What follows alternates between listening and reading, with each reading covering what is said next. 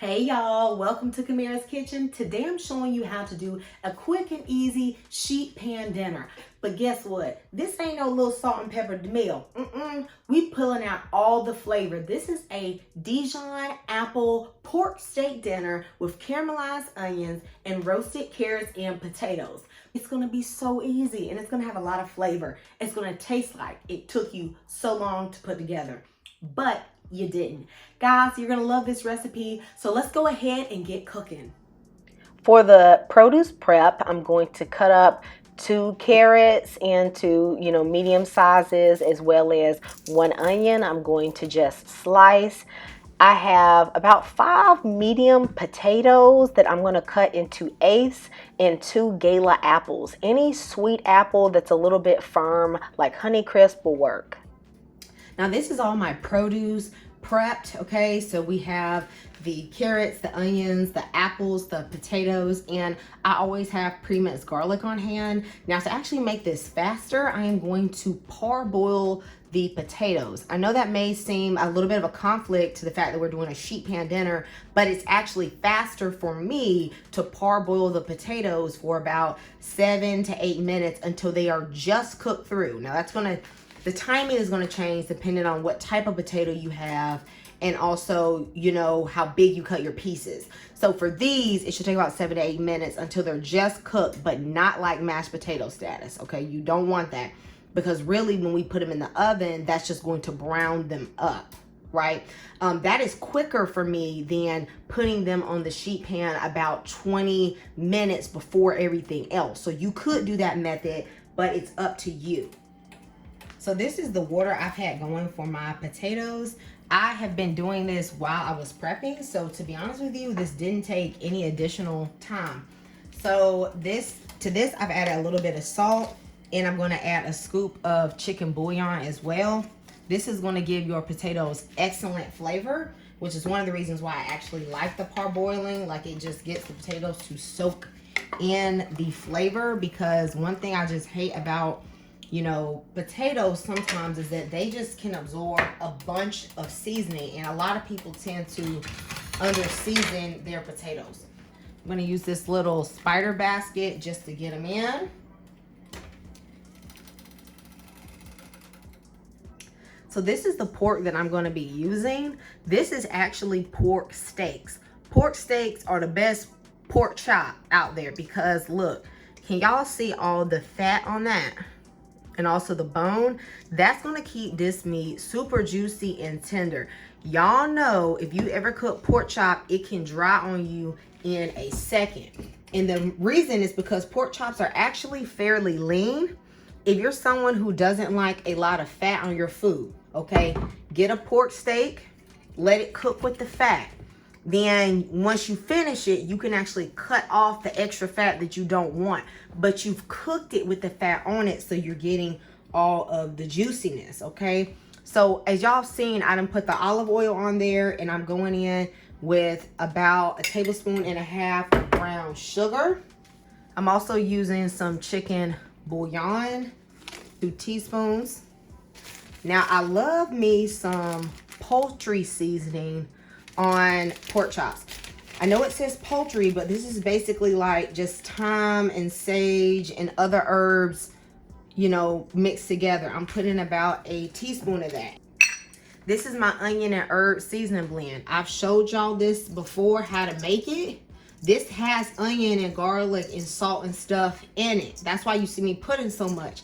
And then I have some Dijon mustard. Mustard and pork go delicious together. If you don't like mustard, don't even worry about it. You're not going to taste it. I'm also throwing in some fresh garlic from before. So I'm gonna throw in the onion to this as well. So I'm gonna go in with about this much salt. This is probably about 1/2 teaspoon. So fam, I'm gonna just go ahead and toss my apples in here and just let them get some of the seasonings that are on these pork and the onions. So these are my parboiled potatoes. I've drained them and I rinsed them with cool water to stop the cooking process. Now mine are slightly overcooked because I was recording and I kind of lost track of time. But you gonna do it right, baby, okay? But I'm doing this for y'all because I wanted to give y'all these recipes. But I done put some paper towels under here to just help absorb the extra moisture. They don't take no time. Okay, I just let them sit while I was marinating that pork. And then when I'm ready to season, I'll just take it out. And y'all, the fact that these are a little bit too soft is not going to mess it up at all. I've actually done it like this many times and it's been delicious, okay? So I'm gonna go in with a generous amount of olive oil. And then this onion and herb seasoning that you guys have seen me make. This already has the salt, the rosemary, the onion, the garlic. I'll just toss the potatoes like this. Now, when you do this, just be careful. It will kind of knock the edges of them a little bit, but that isn't bad because those little knocked edges are going to create a greater surface area for crispiness. I have my pan here lined with foil with a baking tray on top. Don't worry about, that little dirt on it, okay? I had put the pork on it and then took it off, so it just has a little residue on it, but it is still clean, okay? So I'm going to put the apples and the onions and the carrots at the bottom of the sheet pan because they're just going to cook in the drippings of the pork. Now, I didn't toss my carrots in the spices, so I'm just going to put a little bit of oil on them and just put a tiny amount of that onion and herb and they'll be good to go. Of course, you could also just throw them in the pan with everything else. And then I am going to put my baking sheet back on and put my pork on it. So guys, especially if you're a part of the Kamira's Kitchen family, please let me know if you like this style of video. I typically don't, show my face. And then I'm also going to be giving you guys just some kitchen tips as I go along, which is kind of a little bit extra. So let me know if you like that. I don't mind doing this style. It's a bit more of like a kickback, sort of chill style. I'm not rushing through anything. Let me know if this connects with you because I'd like to just, be a little bit more present in the new year in some of my videos. I have added a tablespoon each of butter to each one of the pork steaks just to ensure they don't dry and also to make sure all the veggies at the bottom have enough oil. To give you all a little kitchen tip, you're going to see that I have a grocery bag on my oven handle. I actually put that there while I food prep so I can just throw my scraps in it and then I can just put that in the trash can or the garden all at the end so that I don't have to keep walking back and forth to the trash can. If you like that kitchen tip, please go ahead and give me a thumbs up and subscribe to my channel. I'm going to put this sheet pan in the oven at 350 degrees. Now, I've just decided to show y'all the spices that I have in this particular onion and herb mix. A lot of it is this garlic and herb seasoning from Aldi, and as well as some onion powder and this chicken seasoning, some roasted garlic and red pepper seasoning, which is basically like paprika and garlic, some oregano, onion powder, basil, and rosemary. Of course, as you can see, if I were to take all these spices out to season the pork chops individually, it would take a lot of time. But if I just combine it at once and then just use it, as my own blend, then it's much quicker. You can just put together a little mix of all your favorite spices. And I'll put the amounts in the description box and also the amounts you can use if you don't want to make the full batch.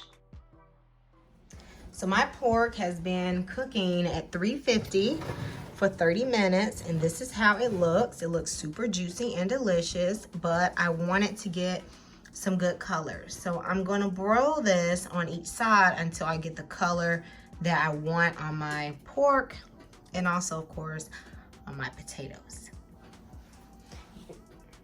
Now, when my pork and my potatoes have a really nice color, I'm just going to take those off of the top tray because I want to then brown my apples and my carrots. And that really only takes about 3 minutes, and your pork kind of needs to rest anyway, so it can sort of collect its own juices. But broiling the apples especially will give it a nice caramelized taste. So just do it until it looks something like this, baby. And this is going to be good. Guys, I hope you love this recipe. And look, y'all, I've been tearing into this honey. Okay, this ain't just for the video. I'm gonna eat this. Okay, you see how I've been tearing this up. Y'all, this meal is so good. Let me know in the comments what your favorite sheet pan dinner is. Also, let me know what other meals you would like to see from me. I like doing these full meal videos, so let me know if you love this, if you like to see more. Please subscribe if you like this content. Guys, I hope you know that I love you and Jesus loves you. He is the way, the truth, and the light. Amen. And he is the one who sponsors this channel. He's the #1 sponsor, so I give him all the glory. I just thank you so much for joining me today, and goodbye, guys. Until next time.